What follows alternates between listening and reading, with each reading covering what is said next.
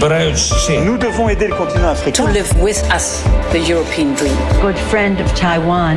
Europe 1, bonjour. Europe 1, il est 6h53. La revue de presse internationale, on vous emmène au Liban pour commencer. Bonjour Inès Gilles. Bonjour. De quoi parle-t-on ?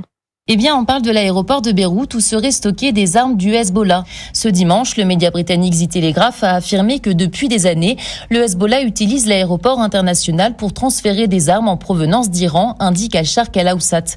Il cite des dénonciateurs anonymes affirmant avoir observé des boîtes exceptionnellement grandes transportées à bord de vols en provenance d'Iran qui contiendraient des missiles iraniens. Alors les accusations sont graves, elles font de l'aéroport une cible pour l'armée israélienne. Les autorités libanaises se sont empressées de nier. C'est le média Al Arabiya qui en parle. Elles ont organisé une visite de l'aéroport pour les médias et les diplomates ce lundi. Et elles ne comptent pas s'arrêter là. Selon l'agence de presse turque Anadolu, l'État libanais a annoncé qu'il allait attaquer en justice The Telegraph pour avoir terni la réputation de l'aéroport. Ouais, direction maintenant les États-Unis où le débat sur le danger des réseaux sociaux est relancé. Aviva Fried. Les médias américains posent la question, faut-il un avertissement sur le danger des réseaux sociaux ?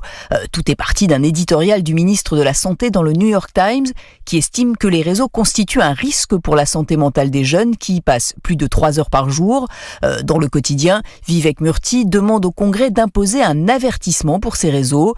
L'agence AP explique qu'il s'agit du même principe que les mentions sur les paquets de cigarettes. Alors pour CNN, le Congrès affirme depuis longtemps que les réseaux sociaux sont dangereux pour les enfants, mais rappelle la chaîne Info, malgré les nombreuses auditions des patrons de la tech, les parlementaires n'ont pas fait grand-chose pour faire baisser l'utilisation des réseaux chez les jeunes.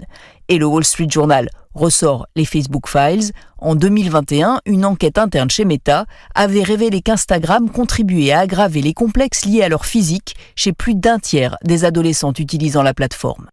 On parle logement en Algérie où le gouvernement vient de lancer une formule manifestement plébiscitée par les Algériens, Nour Chahine. Eh bien, du lancement de la 3e formule ADL, il s'agit d'une formule de logement aidé destinée aux familles aux revenus moyens à modeste, rappelle le journal L'Expression.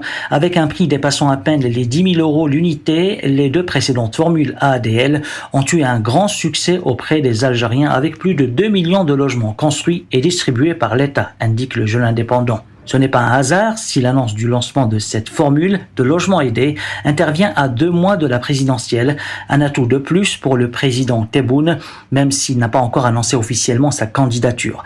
Mais la formule a fait ses preuves en permettant d'absorber une bonne partie de la demande croissante en logement neuf, précise le Soir d'Algérie. Merci à nos correspondants, c'était votre revue de presse internationale sur Europe 1. La revue de presse